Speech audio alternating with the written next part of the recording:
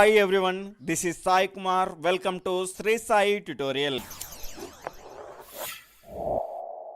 మొదటగా పటం అంటే ఏంటో తెలుసుకుందాం.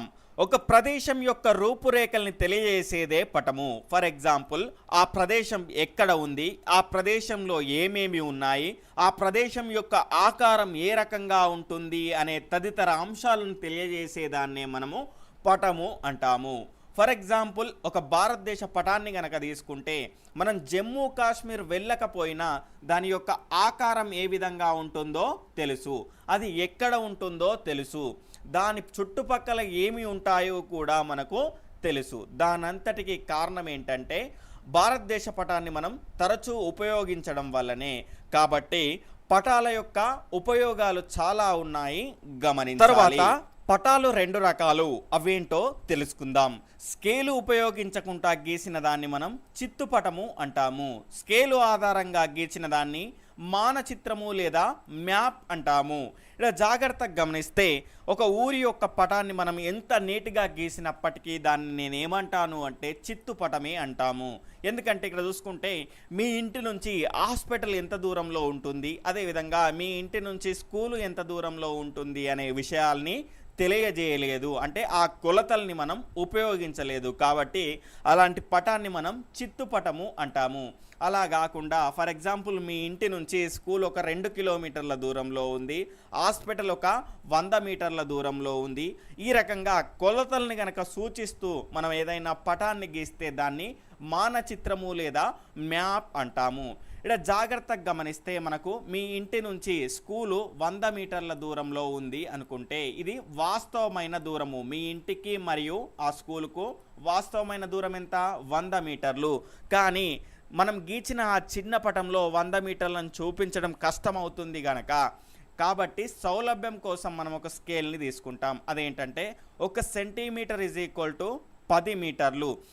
ఇక్కడ జాగ్రత్తగా గమనిస్తే ఈ పటంలో నేనేం చూపిస్తున్నా అంటే ఈ 100 మీటర్లని 10 సెంటీమీటర్లుగా చూపిస్తున్నాను. ఎందుకు అంటే మనం 1 సెంటీమీటర్ ఈజ్ ఈక్వల్ టు 10 మీటర్లుగా స్కేల్ని ఎంచుకున్నాం. కాబట్టి 1 సెంటీమీటరు 10 మీటర్లు అయితే 10 సెంటీమీటర్లు ఎంత అవుతుందండి?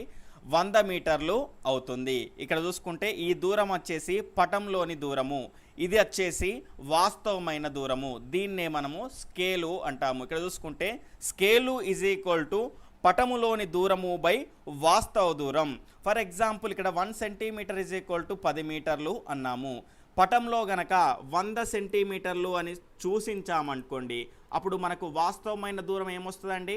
1000 మీటర్లు వస్తుంది, గమనించాలి. కాబట్టి ఈ స్కేలు యొక్క సూత్రం కూడా చాలా ఇంపార్టెంట్. దీనిపైన కూడా క్వశ్చన్స్ అడిగే అవకాశాలు చాలా ఎక్కువ, కాబట్టి జాగ్రత్తగా గుర్తుపెట్టు. మన క్లాస్ని మొదటిసారిగా చూస్తున్న వాళ్ళైతే తప్పకుండా ఇక్కడ రెడ్ కలర్లో ఉన్నటువంటి సబ్స్క్రైబ్ బటన్ని క్లిక్ చేసుకొని సబ్స్క్రైబ్ చేసుకోండి. అదేవిధంగా పక్కనటువంటి ఆల్ నోటిఫికేషన్ బెల్ ఐకాన్ని క్లిక్ చేయండి. ఈ విధంగా చేయడం ద్వారా నేను చేసిన ప్రతి క్లాసు మీకు నోటిఫికేషన్ రూపంలో వస్తుంది, గమనించాలి. సాధారణంగా ఉత్తర దిక్కు పైకి ఉండే విధంగా, దక్షిణం దిక్కు క్రిందికి ఉండే విధంగా మానచిత్రాలని తయారు చేస్తారు. కానీ కొన్ని ప్రత్యేక సందర్భాల్లో మాత్రం దక్షిణం పైకి ఉండే విధంగా లేదా ఎడం వైపుకు ఉండే విధంగా మానచిత్రాలని తయారు చేస్తారు. ఇలాంటి చిత్రాలని మనం డిఫెన్స్ అంటే రక్షణ వ్యవస్థలో చాలా వరకు చూడొచ్చు. తర్వాత మానచిత్రాలలో ఉత్తరం దిక్కును ఖచ్చితంగా బాణం గుర్తుతో సూచించాలి, దీన్ని మనం గమనించాలి. తర్వాత మానచిత్రాలు లేదా పటాలు చిత్రం వలె అన్ని అంశాలను చూపించదు. ఇక్కడ జాగ్రత్తగా గమనిస్తే పటం వేరు, చిత్రం వేరు. చాలా మంది చిత్రము పటము ఒకటే అనుకుంటారు. ఇక్కడ జాగ్రత్తగా గమనిస్తే చిత్రానికి ఉదాహరణగా మనం గూగుల్ మ్యాప్ని తీసుకోవచ్చు. గూగుల్ మ్యాప్ ఓపెన్ చేసిందంటే అందులో అన్ని అంశాలు మనకు కనిపిస్తాయి. హాస్పిటల్స్, రోడ్స్, కార్స్, మిగతా అన్ని అంశాలని మనకు ఆ గూగుల్ మ్యాప్స్లో చూపిస్తాయి. కానీ పటాలు ఏ విధంగా ఉంటాయి అంటే తయారీదారులు అవసరం అనుకున్నవి మాత్రమే వారు అందులో చూపిస్తారు. ఉదాహరణకి ఇక్కడ చూసుకుంటే రాజకీయ పటాలు, దేశాలు, దేశం యొక్క రాజధానులు, అదేవిధంగా రాష్ట్రాలు, రాష్ట్రాల యొక్క రాజధానులు, ఆ రకంగా వాళ్ళు ఏదనుకుంటే అదే రకమైనటువంటి పటాలని తయారు చేస్తారు. అదేవిధంగా భౌగోళిక పటాలు, జనసాంద్రత పటాలు, ఈ రకంగా తయారీదారులు అనుకున్నవి మాత్రమే తయారు చేసేటివి మానచిత్రాలు. చిత్రాలు అంటే మొత్తం అన్ని అంశాలను సూచిస్తాయి, గమనించాలి. తర్వాత ఏదో ఒక విషయం మీద కేంద్రీకరించే పటాలని మనం థిమాటిక్ పటాలు లేదా విషయ నిర్దేశిత పటాలు అంటారు. ఇందులో సామాజిక ఆర్థిక అంశాలు చూపడానికి పటంలో చుక్కలు, గీతలు, అదేవిధంగా సంకేతాల వంటివి మనం ఉపయోగించవచ్చు. ఫర్ ఎగ్జాంపుల్, ఇప్పుడు ప్రపంచం మొత్తాన్ని కరోనా వణికిస్తుంది కాబట్టి మన రాష్ట్రంలో కరోనా కేసులు ఎన్ని ఉన్నాయి, లేదా కరోనా డేంజర్ జోన్లో ఎన్ని జిల్లాలు ఉన్నాయి, కరోనా సేఫ్ జోన్లో ఎన్ని జిల్లాలు ఉన్నాయి, ఈ రకంగా ప్రత్యేకించి కరోనాకు సంబంధించిన కేసుల విషయంలో ఒక పటాన్ని తయారు చేసుకున్నాం అనుకోండి, అది ఒక థిమాటిక్ పటము. దాన్నే మనం విషయ నిర్దేశిత పటం కూడా అంటాము. ఇందులో మనం చుక్కలు ఉపయోగించవచ్చు, గీతలు ఉపయోగించవచ్చు, అదేవిధంగా సంకేతాలు కూడా ఉపయోగించవచ్చు. గమనించాలి. గణాంక వివరాలు చూపడానికి చుక్క పద్ధతి, వృత్తాలు, గ్రాఫ్ చార్ట్లు ఉపయోగించవచ్చు. ఫర్ ఎగ్జాంపుల్, ఒక కంపెనీ యొక్క షేర్స్ అనేటివి ఏ సంవత్సరంలో ఎంతవరకు పెరిగాయి, ఏ సంవత్సరంలో ఎంతవరకు తగ్గాయి, అదేవిధంగా ఒక వ్యక్తి తన ఇంటి అద్దెకు, దాని తర్వాత స్కూల్ ఫీజుకు, అతని పొదుపు ఇవన్నీ పోగా మిగిలిన అతని ఆదాయం ఎంత అని ఈ రకంగా మన గణాంక వివరాలకు వృత్తాలు మరియు గ్రాఫ్ చార్ట్లను మనం ఉపయోగిస్తాము. గమనించాలి. తరువాత అధికారిక విషయ నిర్దేశిత పటాల్లో ముదురు నుంచి లేత వరకు ఛాయాక్రమ శ్రేణి అనేది ఉంటుంది. ఇక్కడ జాగ్రత్తగా గమనిస్తే ఎరుపు రంగును కనుక తీసుకున్నాం అనుకోండి, ముదురు ఎరుపు అదేవిధంగా లేత ఎరుపు అనేదాన్ని పటాల్లో తీసుకుంటారు. దాన్నే మనం ఛాయాక్రమ శ్రేణి అంటాము. ఇక్కడ జాగ్రత్తగా గమనిస్తే ఇటువైపు రంగులు, అదేవిధంగా ఇటువైపు అవి సూచించే పటాలని మనం చూద్దాం. ఇప్పుడు ముదురు ఆకుపచ్చ రంగు అడవిని సూచిస్తుంది. అదేవిధంగా లేత ఆకుపచ్చ రంగు అనేది గడ్డి భూములను తెలియజేస్తుంది. అదేవిధంగా గోధుమ మట్టి రంగు అనేది వ్యవసాయానికి అనుకూలమైనటువంటి భూములను తెలియజేస్తుంది. అదేవిధంగా ముదురు ఊదా రంగు అనేది పర్వతాలను తెలియజేస్తుంది. అదేవిధంగా లేత ఎరుపు అనేది బంజరు భూములను తెలియజేస్తుంది. అదేవిధంగా లేత ఊదా రంగు అనేది గుట్టలను తెలియజేస్తుంది.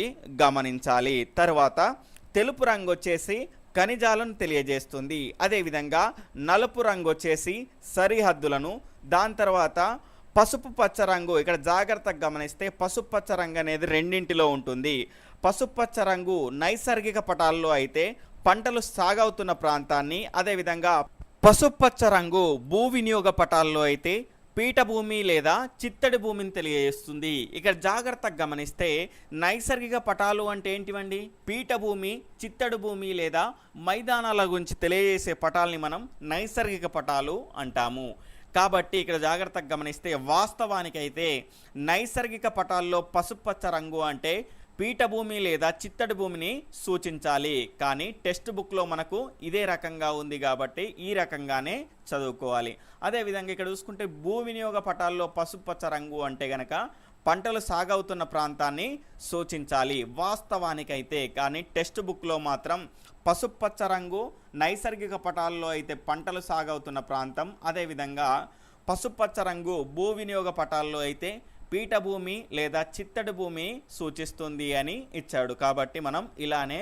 తర్వాత భారతదేశం సర్వేక్షణ శాఖ పటాల్లో వాడే సాంప్రదాయ చిహ్నాలను టోపో షీట్లు అంటారు. ఇక్కడ జాగ్రత్తగా గమనిస్తే టోపో షీట్లు ఈ రకంగా ఉంటాయి. ఇందులో క్లారిటీగా లేదండి, వీలైనంత వరకు ఈరోజు సాయంత్రం వరకు మీకు పీడిఎఫ్ను మన గ్రూప్స్లో క్లియర్గా ఉన్నటువంటి టోపో షీట్లు మీకు అందుబాటులో ఉంచుతాను. గమనించాలి. తర్వాత పటాల్లో ఎత్తు పల్లాలు అనే కాన్సెప్ట్లో భాగంగా మనం కాంటూర్ రేఖల గురించి క్లియర్గా నేర్చుకుందాం. భూమిపై వివిధ ప్రాంతాల యొక్క ఎత్తును సముద్ర మట్టం ఆధారంగా నిర్ధారిస్తారు. ఈ సముద్ర మట్టం అనేది అన్ని చోట్ల ఒకే రకంగా ఉంటుంది. గమనించాలి. ప్రపంచమంతా ఒకే రకమైన సముద్ర మట్టం అనేది ఉంటుంది.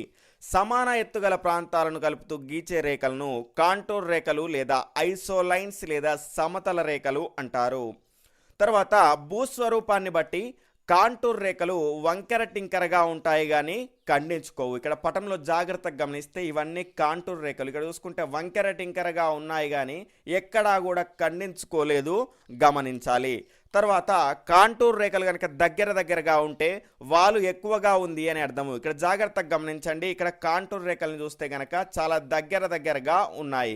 ఈ రకంగా ఉంటే ఇక్కడ చూసుకోండి, పైన వాలు అనేది ఏ రకంగా ఉంది? చాలా ఎక్కువగా ఉంది.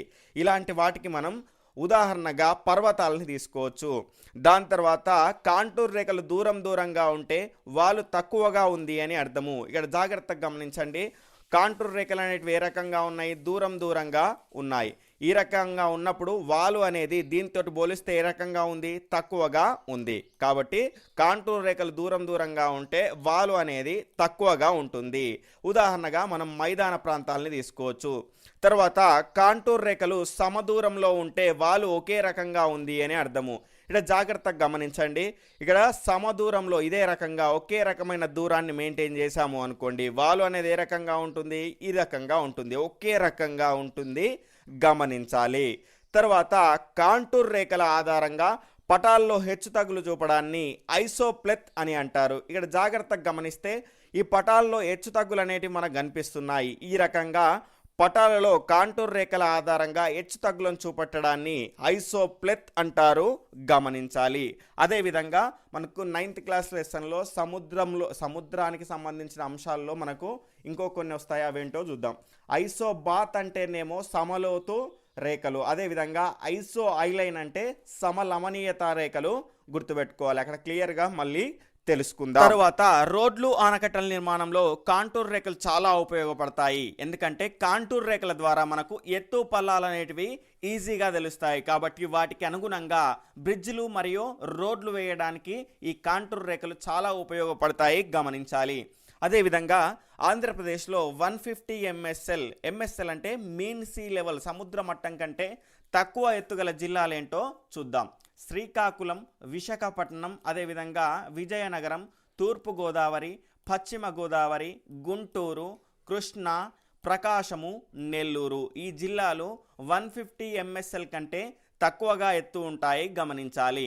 అదేవిధంగా పటాల సంకలనాన్ని అట్లాస్ అంటారు. ఇందులో వివిధ అంశాలను క్రమంలో ఉంచుతారు. ఇక్కడ జాగ్రత్తగా గమనిస్తే ఈ రకమైన పటాల్లో అంటే అట్లాస్లో ఉన్నటువంటి పటాల్లో అన్ని అంశాలు ఉంటాయి. రాజకీయ పటాలు, భౌగోళిక పటాలు, అన్ని అంశాలు ఇందులో ఉంటాయి. కాబట్టి ఈ సంకలనాన్ని మనం అట్లాస్ అంటాము, గమనించాలి. తర్వాత పటాల యొక్క చరిత్రను విపులంగా నేర్చుకుందాం. ఎందుకంటే దీని నుంచి 1 మార్క్ వచ్చే అవకాశం చాలా ఎక్కువగా ఉంటుంది. కాబట్టి క్లియర్గా ఎవరెవరు ఏ పటాలని తయారు చేశారు, వాటి యొక్క ప్రత్యేకతలు ఏంటో నేర్చుకుందాం. మొట్టమొదటి పటాలని తయారు చేసిన వాళ్ళు సుమేరియన్లు. వీరు మట్టి పలకల మీద ఈ పటాలని తయారు చేశారు. వీళ్ళు పటాలని ఎందుకు తయారు చేశారు అంటే వారి యొక్క దేవాలయాల మీద వచ్చే ఆదాయం లెక్కల కోసం వీళ్ళు 4000 సంవత్సరాల క్రితమే పటాలని తయారు చేశారు, గమనించాలి. తర్వాత మొట్టమొదటి ప్రపంచ పటాలని తయారు చేసిన వాళ్ళు బాబిలోనియన్లు. ఇక్కడ జాగ్రత్తగా గమనించాల్సిన విషయం ఏంటంటే మొదటి పటాలని తయారు చేసిన వాళ్ళేమో సుమేరియన్లు, మొట్టమొదటి ప్రపంచ పటాలని తయారు చేసిన వాళ్ళేమో బాబిలోనియన్లు, గమనించాలి. 2000 సంవత్సరాల క్రితమే వీళ్ళు మట్టి పలకలపై చిత్రాన్ని తయారు చేశారు.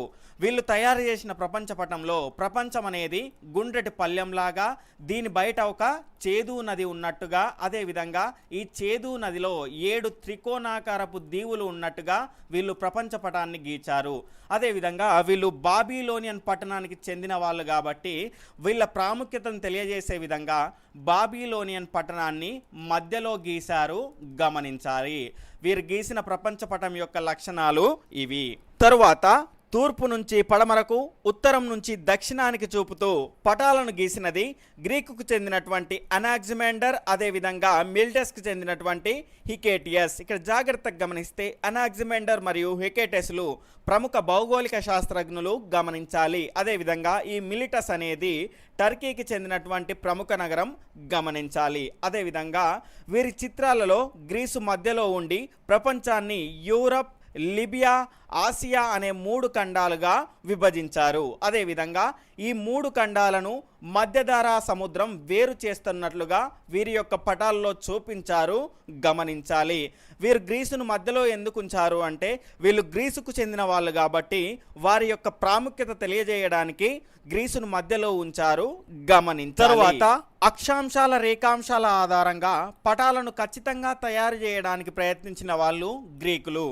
అదేవిధంగా ఒకే సమయంలో మధ్యాహ్నం అయ్యే ప్రదేశాలను గుర్తించి దానికి మెరీడియన్ లేదా మధ్యాహ్న రేఖ, రేఖాంశము అనే పేరు పెట్టుకొని వాటి యొక్క నీడల పొడవుల ఆధారంగా అక్షాంశాలను గుర్తించారు. అదేవిధంగా అక్షాంశ, రేఖాంశాలను వీళ్లకు గుర్తించడానికి 2000 సంవత్సరాలు పట్టింది, గమనించాలి. ఇక్కడ జాగ్రత్తగా గమనిస్తే మొట్టమొదటిసారిగా అక్షాంశాల, రేఖాంశాల ఆధారంగా పటాలను తయారు చేయడానికి ప్రయత్నించిన వాళ్ళు ఎవరయ్యా అంటే గ్రీకులు, గమనించాలి. తరువాత ప్రాచీన కాలంలో టాలమీ అక్షాంశ రేఖాంశాల ఆధారంగా సవివరమైనటువంటి పటాలని తయారు చేశాడు. అదేవిధంగా అల్ ఇద్రీసి 1154వ సంవత్సరంలో అరబిక్ భాషలో ప్రపంచ పటాన్ని తయారు చేశాడు, గమనించాలి. ఈయన తయారు చేసిన ప్రపంచ పటంలో యూరేషియా, అదేవిధంగా ఆఫ్రికా ఉత్తర భాగం, అదేవిధంగా సౌదీ అరేబియాను మధ్య భాగంలో చూపెట్టాడు. అదేవిధంగా ఇంకొక ప్రత్యేకత ఏంటంటే దక్షిణం దిక్కును పైవైపు, అదేవిధంగా ఉత్తరం దిక్కును కింది వైపు సూచించాడు, గమనించాలి. ఇది ఈ అల్ ఇద్రిసి తయారు చేసినటువంటి పటం యొక్క లక్షణాలు, గమనించాలి. తరువాత 1389వ సంవత్సరంలో చైనా చక్రవర్తి కోసం డామింగ్ హనియతు 17 మీటర్ల పట్టుగుడ్డ మీద ప్రపంచ పటాన్ని గీశాడు. ఈయన పటంలో గుడ్ హోప్ అగ్రాన్ని, అదేవిధంగా హిందూ మహాసముద్రపు యొక్క కొనల్లో ఆఫ్రికాని చూపించాడు, గమనించాలి. తరువాత బైబిల్ వర్ణన ఆధారంగా ప్రపంచాన్ని 3 ఖండాలుగా విభజించారు. అదేవిధంగా ఈ 3 ఖండాల చుట్టూ నీరు ఆవరించి ఉన్నట్టుగా చూపించారు. ఆ 3 ఖండాలు వచ్చేసి ఆసియా, యూరప్, అదేవిధంగా ఆఫ్రికా. దాని తర్వాత ఈ ప్రపంచ పటంలో యూరప్ మరియు ఆఫ్రికాని చిన్నగా చూపెట్టడం జరిగింది, అదేవిధంగా ఆసియాని పెద్దగా చూపెట్టడం జరిగింది. దానికి కారణం ఏంటంటే యేసుక్రీస్తు ఆసియాలోని జెరూసలేంలో జన్మించాడు కాబట్టి. అదేవిధంగా 1400 సంవత్సరంలో యూరప్ ప్రజలకు తెలిసిన ప్రపంచాన్ని జెనోయిస్ అంటారు, గమనించాలి. తరువాత 1480వ సంవత్సరంలో టాలమీ పుస్తకాలను కనుగొనడం జరిగింది. టాలమీ చాలా పటాలను తయారు చేశాడు, కానీ టాలమీ తయారు చేసినటువంటి పటాలను కనుగొనలేకపోయారు. కానీ అతను రచించినటువంటి పుస్తకాలను కనుగొనడం జరిగింది. టాలమీ అక్షాంశాలు, రేఖాంశాల ఆధారంగా సవివరమైనటువంటి పటాలను తయారు చేశాడు. ఆయన యొక్క విధానాన్ని అనుసరించి ఆ పుస్తకాల ఆధారంగా ఖచ్చితమైన పటాలను గీయడం జరిగింది, గమనించాలి. అదేవిధంగా 1453వ సంవత్సరంలో కాన్స్టాంటినోపుల్ పట్టణాన్ని అరబ్బులు మూసివేయడంతో పోర్చుగల్, స్పెయిన్ మొదలగు దేశాలు నూతన వ్యాపార మార్గాలను అన్వేషించాయి. ఇక్కడ జాగ్రత్తగా గమనిస్తే కాన్స్టాంటినోపుల్ అనేది ప్రధానమైనటువంటి వ్యాపార మార్గం.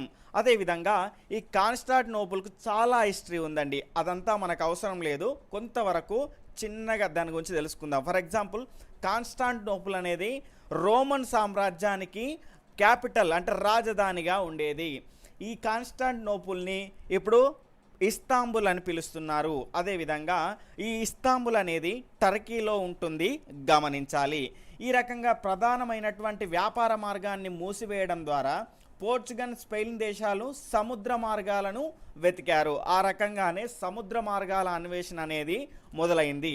అందులో భాగంగానే పోర్చుగల్ నావికుడు అయినటువంటి ప్రిన్స్ హెన్రీ ఆఫ్రికా పశ్చిమ తీరానికి నూతన సముద్ర మార్గాన్ని కనుక్కున్నాడు, గమనించాలి.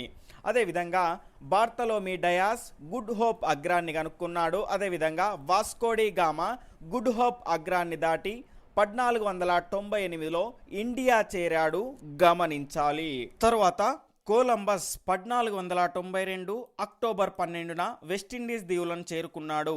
ఇతను మొదటగా వెస్టిండీస్ దీవులు అని అనుకోలేదు, దీన్ని భారతదేశం అనుకున్నాడు. ఇతను అనుకున్నది భారతదేశము అనుకున్నాడు. కానీ తరువాత ఇటలీ దేశస్థుడైనటువంటి అమెరిగో వెసూచి కొలంబస్ కనుక్కున్నది భారతదేశాన్ని కాదని ఒక నూతన ఖండాన్ని అని కనుక్కున్నాడు. ఆ నూతన ఖండానికే వెస్టిండీస్ అని పేరు పెట్టారు, గమనించాలి. తరువాత స్పెయిన్ దేశస్థుడైనటువంటి మాజిలాన్ చార్లెస్ ఎక్స్ సహాయంతో 1521లో ప్రపంచాన్ని చుట్టి వచ్చాడు, గమనించాలి. తరువాత హాలాండ్ దేశస్థుడైనటువంటి గ్రెగార్డస్ మెర్కేటర్ ఖండాల దూరాలు, దిశల్లో వక్రీకరణలు చూపకుండా సరిగ్గా చూపించే విధానాన్ని రూపొందించారు. దీన్ని మెర్కేటర్ ప్రక్షేపణం అంటారు. ఈ కృషి వలన పటాల తయారీ, అదేవిధంగా సముద్రయానంలో హాలాండ్ ఆధిపత్యం వహించింది. ఇక్కడ జాగ్రత్తగా గమనిస్తే మెర్కేటర్ ప్రక్షేపణం అంటే ఏంటో చూద్దాం. ఇక్కడ జాగ్రత్తగా గమనించండి, మన భూమి అనేది గోళాకారంగా ఉంటుంది. ఇక్కడ చూసుకుంటే ఈ గ్లోబ్ పైన ఉన్నటువంటి అన్ని అంశాలను ఒకే పేపర్లో అందించడం అంటే చాలా కష్టం. ఈ రకంగా పేపర్లో తయారు చేసేటప్పుడు ఖచ్చితంగా దూరాల్లో తేడాలు, అదేవిధంగా దిశల్లో వక్రీకరణలు అనేటివి చూపడం జరుగుతుంది. కానీ అలాంటివి జరగకుండా తాను కనిపెట్టిన విధానమే మెర్కేటర్ ప్రక్షేపణం. ఇక్కడ చూసుకుంటే దీన్నే మనం స్తంభాకార పటము అని అంటాము. ఈ స్తంభాకార పటాన్ని గ్రెగార్ మెర్కేటస్ 1569వ సంవత్సరంలో కనిపెట్టాడు. ఈ రకమైనటువంటి కృషి వల్ల హాలాండ్ అనేది ఆధిపత్యం సాధించింది గమనించాలి. తర్వాత పటాలు ఇండియాలో ఏ విధంగా తయారయ్యాయో తెలుసుకుందాం. 1776వ సంవత్సరంలో భారతదేశ సర్వేక్షణ శాఖను ఏర్పాటు చేయడం జరిగింది. దీనికి జేమ్స్ రన్నెల్ మొదటి సర్వేయర్ జనరల్గా నియామకం చెందాడు. సర్వే ఆధారంగా మొట్టమొదటి పటాలను తయారు చేసిన వాడు జేమ్స్ రన్నెల్, గుర్తుపెట్టుకోవాలి. 1802వ సంవత్సరంలో అతి ముఖ్యమైన సర్వేక్షణ ప్రారంభమైంది. దీనిని సర్వేయర్ జనరల్ విలియం లాంప్టన్ దక్షిణాన చెన్నై నుంచి మొదలుపెట్టి హిమాలయాల వరకు రేఖాంశాల పొడవు అదేవిధంగా వివిధ ప్రాంతాల యొక్క ఎత్తులను నిర్ధారించాడు. ఈ సర్వేక్షణను పూర్తి చేసింది జార్జ్ ఎవరెస్ట్. ఇతని పేరు మీదుగానే ఎవరెస్ట్ శిఖరం ఆ పేరు వచ్చింది గమనించాలి. ఇక్కడ జాగ్రత్తగా గమనిస్తే ఈ సర్వేక్షణ ప్రారంభించింది మాత్రం విలియం లాంప్టన్, అదేవిధంగా పూర్తి చేసింది జార్జ్ ఎవరెస్ట్, గుర్తుపెట్టుకోవాలి. తర్వాత 8th క్లాస్ టెక్స్ట్ బుక్లో జనసాంద్రతకు సంబంధించిన పట్టిక ఇచ్చేసి పక్కన ఒక ఎంటీ భారతదేశ పటం ఇచ్చేసి దాన్ని ఫిలప్ చేయమన్నాడు. ఆ డీటెయిల్స్ ఏ విధంగా ఉన్నాయో చూద్దాం. భారతదేశ జనసాంద్రత వచ్చేసి 382. అత్యధిక జనసాంద్రత గల రాష్ట్రం బీహార్ 1102. అత్యల్ప జనసాంద్రత గల రాష్ట్రం అరుణాచల్ ప్రదేశ్, దాని యొక్క జనసాంద్రత వచ్చేసి 17 గమనించాలి. చూసుకుంటే జనసాంద్రత అంటే ఒక చదరపు కిలోమీటర్లో నివసించే జనాభానే మనం జనసాంద్రత అంటారు గమనించాలి. అదేవిధంగా ఆంధ్రప్రదేశ్ జనసాంద్రత వచ్చేసి 309. తెలంగాణ జనసాంద్రత వచ్చేసి 307. అదేవిధంగా జనసాంద్రత 0 నుంచి 250 మధ్యలో ఉన్న రాష్ట్రాలను చూసుకుంటే జమ్మూ కాశ్మీర్, హిమాచల్ ప్రదేశ్, అదేవిధంగా ఉత్తరాఖండ్, రాజస్థాన్, సిక్కిం, అరుణాచల్ ప్రదేశ్, నాగాలాండ్, మణిపూర్, మేఘాలయ, ఛత్తీస్గఢ్. తర్వాత జనసాంద్రత 250 నుంచి 500 వరకు ఉన్న రాష్ట్రాలను చూసుకుంటే గుజరాత్, మహారాష్ట్ర, మధ్యప్రదేశ్, ఒడిషా, తెలంగాణ, ఆంధ్రప్రదేశ్, కర్ణాటక, గోవా, జార్ఖండ్, అస్సాం, త్రిపుర. తర్వాత జనసాంద్రత 500 నుంచి 750 మధ్యలో ఉన్నటువంటి రాష్ట్రాలను చూసుకుంటే పంజాబ్, హర్యానా, తమిళనాడు. అదేవిధంగా జనసాంద్రత 750 నుంచి 1000 వరకు ఉన్నటువంటి రాష్ట్రాలను చూసుకుంటే కేరళ, అదేవిధంగా ఉత్తరప్రదేశ్ ఈ రకంగా ఉంటాయి. అదే తర్వాత జనసాంద్రత 1000 పైన బీహార్, పశ్చిమ బెంగాల్ ఉంటాయి గమనించాలి.